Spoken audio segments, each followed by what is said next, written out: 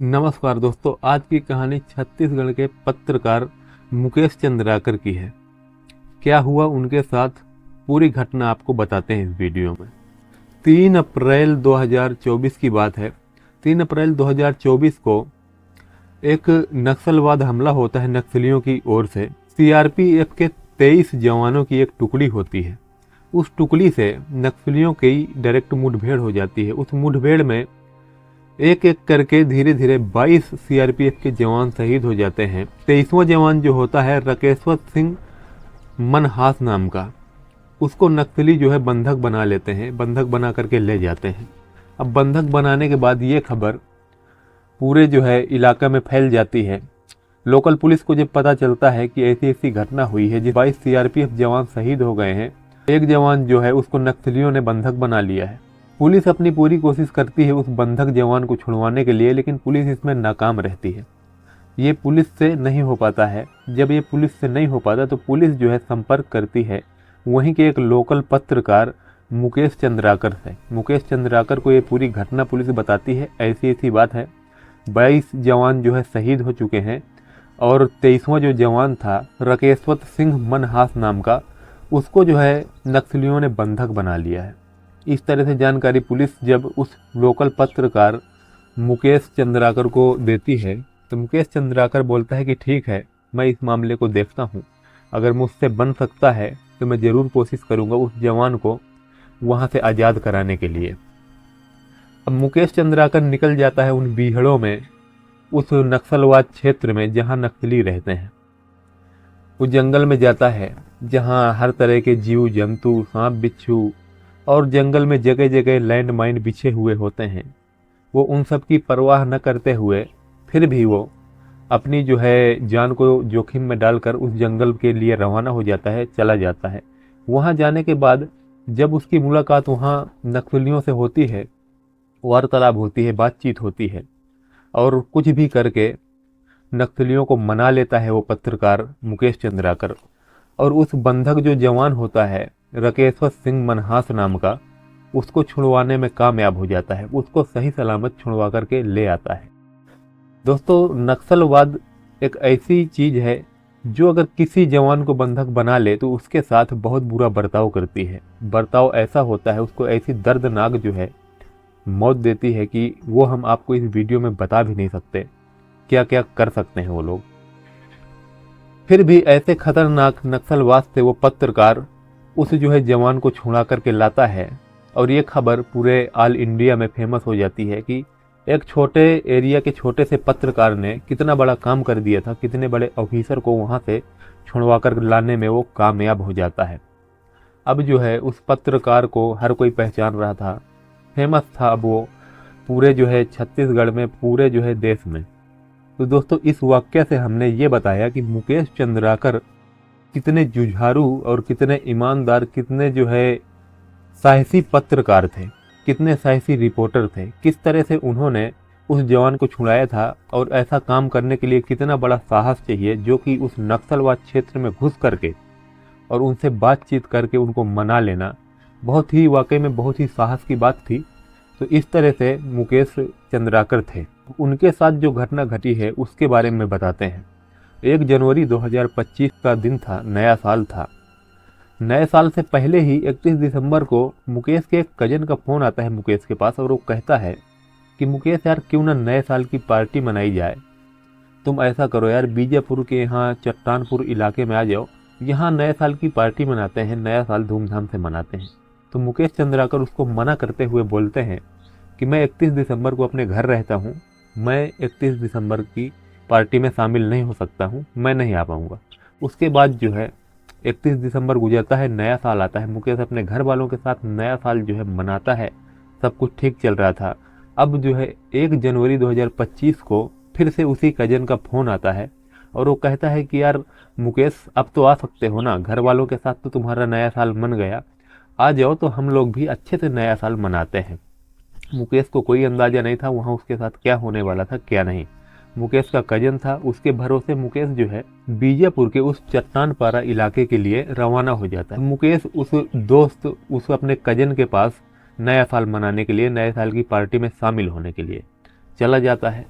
लेकिन एक दिन गुजर जाता है और मुकेश के घर वाले देखते हैं कि मुकेश का कोई पता नहीं है, मुकेश अभी तक आया क्यों नहीं है। घर वाले परेशान हो जाते हैं, परेशान होते भी क्यों ना, क्योंकि मुकेश ऐसा पत्रकार था जिससे बहुत बड़े बड़े लोग भी जलते थे। बहुत सारे स्कैमों का उसने खुलासा किया था और बहुत ही ईमानदार पत्रकार था। हर जो है स्कैम को जनता के सामने ला करके रख दिया करता था। तो इस तरह से बहुत सारे जो है बड़े ठेकेदार या बड़े बड़े लोग उससे जलते थे, परेशान थे। इस तरह से जो है उसके घर वाले सोचते हैं कि मुकेश आया नहीं। सोचने वाली बात थी। तो मुकेश की जो है गुमशुदगी की रिपोर्ट वो वहाँ नज़दीकी अपने थाने में लिखा देते हैं और बोलते हैं कि मुकेश कल से गायब है और कल से अभी तक वो आया नहीं। पुलिस वाले भी इस मामले को सीरियस लेते हैं, क्योंकि पुलिस वाले भी उस पत्रकार के काफ़ी करीब थे। पुलिस वाले उस पत्रकार को काफ़ी माना करते थे, लोकल का पत्रकार था। तो मुकेश और पुलिस वालों के बीच काफ़ी ज़्यादा बना करती थी। पुलिस वाले क्या करते हैं, मुकेश के जो फ़ोन की है लास्ट लोकेशन निकलवाती है, तो वो बीजापुर के चट्टानपारा इलाके की बताती है। तो पुलिस जो है उसको ढूंढने के लिए वहीं बीजापुर के चट्टानपारा इलाके में पहुंच जाती है। जब ढूंढते ढूंढते पुलिस वहां पहुंचती है तो पुलिस देखती है कि वहां एक फार्म हाउस होता है, वहां की लोकेशन बता रही थी। दरअसल वो फार्म हाउस जो था वो मुकेश के ही एक पारिवारिक चाचा होते हैं, उनका था। वो बहुत बड़े ठेकेदार होते हैं और बड़े बड़े ठेके लेते हैं। हाल ही में उन्होंने एक ठेका लिया था जो कि 120 करोड़ रुपए का 120 करोड़ रुपए का ठेका लिया था, जिसमें 52 किलोमीटर रोड बनाने का ठेका हुआ था। उस रोड के लिए भी मुकेश ने पत्रकारिता की थी और उस रोड के बारे में काम कैसा हुआ है उसको भी मुकेश ने उजागर किया था। मुकेश ने ये परवाह नहीं की थी कि ये रोड का ठेकेदार उनका चाचा है, क्या होगा क्या नहीं। मुकेश से कोई लेना देना नहीं था। मुकेश ने जितना भी जो है स्कैम था, काला कारनामा था उस रोड का, सब कुछ जनता के सामने रख दिया था। जगह जगह में 1 किलोमीटर के अंदर ही उस रोड में 20 गड्ढे हुआ करते और रोड इतनी कमजोर थी कि कहीं पे खुदाई कर दो, हाथ से खुदाई कर दो तो रोड निकल आती थी। इस तरह से उस रोड में स्कैम हुआ था। 120 करोड़ रुपए जो ठेका पास हुआ था उसमें कुछ काम नहीं हुआ था। मुकेश ने उस रोड मामले को बहुत ज़्यादा उजागर किया था। इस तरह से मुकेश की उसके चाचा से बनती भी नहीं थी। ये सबको पता था, मुकेश के घर वालों को पता था, मुकेश के गांव वाले और मुकेश के जो जानने वाले थे उन सबको पता था कि मुकेश के चाचा से नहीं बनती। अब पुलिस जब वहाँ फार्म हाउस में पहुँच जाती है तो फार्म हाउस में सब कुछ नॉर्मल था, कोई कुछ सिस्टम उधर दिखाई नहीं देता उस तरह का संदिग्ध जिससे ये हो सके कि मुकेश यहाँ आया है। पुलिस जो है एक एक छानबीन करती है। तो वहीं एक जो है सेप्टिक टैंक बना होता है। सेप्टिक टैंक जो होता है वो पुराना ही था, जब फार्म हाउस बना होगा लगभग तभी का बना होगा, लेकिन उसमें पुलिस को कुछ नया दिखता है। नया क्या दिखता है कि उसमें ताज़ा ताज़ा सीमेंटेड कुछ काम हुआ था उस सेप्टिक टैंक के ऊपर। जो उसमें ढक्कन बनाया जाता है सेप्टिक टैंक का, उसमें सीमेंट का ताज़ा ताज़ा काम हुआ था। और ये पुलिस देख कर थोड़ा शक में आती है कि दरअसल सेप्टिक टैंक में कोई कमी नहीं है, कुछ हुआ नहीं है, तो उसमें रिपेयरिंग का काम हो नहीं सकता है। ये ताज़ा ताज़ा सीमेंट वाला काम इसमें क्यों हुआ है। पुलिस जो है उस टैंक को ओपन करवाती है, खुलवाती है। जब वो टैंक खोला जाता है तो उस टैंक के अंदर मुकेश चंद्राकर की लाश मिलती है। लाश को बाहर निकाला जाता है। जब देखा जाता है तो मुकेश चंद्राकर के पूरे शरीर में इतने सारे जख्म थे जो एक धारदार हथियार से दिए गए थे। जख्म इतने गहरे थे जिसमें मुकेश के जो है शरीर के जो अंदर के ऑर्गन होते हैं उनमें तक क्षति पहुंचाई गई थी। लीवर, किडनी, तमाम उसकी चीज़ें इंजर्ड थी, जिनकी वजह से उसकी मौत हो गई थी। चोटें यानी कि बहुत ही गहरी थी। अब लाश को पोस्टमार्टम के लिए भेज दिया जाता है। उसमें भी यही पता चलता है कि चोट इतनी बुरी तरह से पहुंचाई गई है जिसमें उसकी मौके पर ही मौत हो जाती है। इस तरह से सामने आता है सच। उसके बाद उसके जो भाई होते हैं, मुकेश चंद्राकर के भाई, जिनसे मुकेश चंद्राकर ने पत्रकारिता सीखी थी, जिन्होंने माइक पकड़ना मुकेश चंद्राकर को सिखाया था, क्योंकि वो पेशे से मुकेश के बड़े भाई पत्रकार थे, रिपोर्टर थे। तो इस तरह से वो अपने भाई को उन्होंने अपना काम सिखा दिया था। मुकेश के भाई का एक वीडियो है जो है उसमें वो बहुत ज़्यादा दुखी दिखाई दे रहे हैं, बहुत कुछ बोल रहे हैं, तो वो भी सुनना बहुत ज़रूरी है। वो सुनने के बाद आपको इस कहानी की गंभीरता जरूर समझ में आ जाएगी।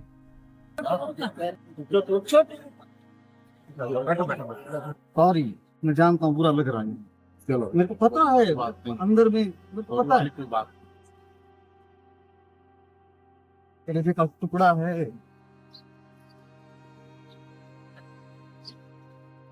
मेरा बच्चा है। ऐसे धो के बड़ा किया हूं। जहां गलती किया दे तड़ातड़ पीटा हूं। कैमरा चलाना सिखाया हूं। कैमरा फेस करना सिखाया हूं। बोलना सिखाया हूं। उसने जो कार्य किए हैं ना, पूरी दुनिया का बात। यहां कोई समझौता नहीं। नहीं सर। हाँ, फिर एक ही समझौता हो सकता है। कुल्हाड़ी लाई जाए, काट दिया जाए। अब दोस्तों, मुकेश के जो चाचा ठेकेदार होते हैं उनका नाम सुरेश चंद्राकर होता है। सुरेश चंद्राकर जिन्होंने ये 52 किलोमीटर की रोड बनवाई थी और इस रोड में जिन्होंने ये पूरा घोटाला किया था, 120 करोड़ रुपए की रोड पास हुई थी और उसमें काम कुछ भी नहीं हुआ था। पुलिस अब उनसे कांटेक्ट करती है, उनका जो है फ़ोन नंबर लग नहीं रहा होता है और उनकी जो है लोकेशन पुलिस ट्रेस करती है जब, तो वो हैदराबाद की बता रही होती है। पुलिस को सच समझ में आ गया था कि आखिरकार हुआ क्या है और इस पूरे मामले के पीछे है कौन। क्योंकि मुकेश के जो चाचा सुरेश चंद्राकर थे उनका बहुत सारा पर्दाफाश किया गया था मुकेश के द्वारा, तो वो मुकेश से बहुत ज़्यादा चिढ़े हुए थे। पुलिस को पूरा शक उनके ऊपर ही जा रहा था क्योंकि और दूसरा कोई नहीं था जो ऐसा काम कर सकता था। तो इस तरह से पुलिस जब उसका नंबर लगाती है तो उसका नंबर नहीं लग रहा होता है, उसके नंबर की लोकेशन ट्रेस करती है। जब लोकेशन से पता चलता है कि वो हैदराबाद की दिखा रही है, हैदराबाद में लोकेशन बता रही है, उसके जो और पारिवारिक लोग होते हैं मुकेश के चाचा के, उनको पुलिस मौके से गिरफ्तार कर लेती है। गिरफ्तार करने के बाद उनसे पूछताछ होती है तो वो बताते हैं कि हाँ, मुकेश की और मुकेश के चाचा के बीच बनती नहीं थी। दरअसल न बनने के कारण कई सारे हैं। मुकेश का चाचा जब से मुकेश से चिढ़ने लगा था, मुकेश से जो है जलने लगा था, जब मुकेश के चाचा की शादी हो रही थी तो वो दुल्हन को जो है विदा करके हेलीकॉप्टर से लेकर के आए थे और उसका जो है मुकेश ने वीडियो बनाकर पोस्ट कर दिया था, जो वीडियो बहुत वायरल हुआ था। और इस तरह से इनकम टैक्स वगैरह बहुत सारी चीज़ें मुकेश के चाचा के पीछे पड़ गई थी उस वीडियो के कारण, क्योंकि वो एक सरकारी ठेकेदार थे, उनके पास पैसा बहुत था। तो इस तरह से छोटे से इलाका में उन्होंने हेलीकॉप्टर से ही अपनी जो है शादी जो है दुल्हन को विदा करके हेलीकॉप्टर से अपने घर लेके आए थे। तो बहुत ज़्यादा वायरल हुआ था ये मामला, तो इनकम टैक्स वगैरह उनके पीछे पड़ गया था। तो इस तरह से वो मुकेश से बहुत ज़्यादा चिढ़ने लगे थे और मुकेश से उन्होंने बोला भी था कि इस तरह तुमको वीडियो बना करके नहीं डालना चाहिए। लेकिन मुकेश ने सच्चाई को हमेशा सामने लाने का काम किया। जब वो रोड बनवाते तो रोड का भी काला धंधा जनता के सामने मुकेश रख दिया करता। इस तरह से मुकेश और मुकेश के चाचा सुरेश के बीच बनने नहीं लगी थी और ये दुश्मनी काफ़ी पुरानी थी। काफ़ी पुरानी दुश्मनी होने के बावजूद भी अभी तक जो है इस तरह से मुकेश उसके चाचा के काले धंधों के खिलाफ कार्रवाई करता रहा और इस तरह से मुकेश के साथ उसके चाचा ने कर दिया। ये पूरी कहानी जो है काफ़ी दहला देने वाली है।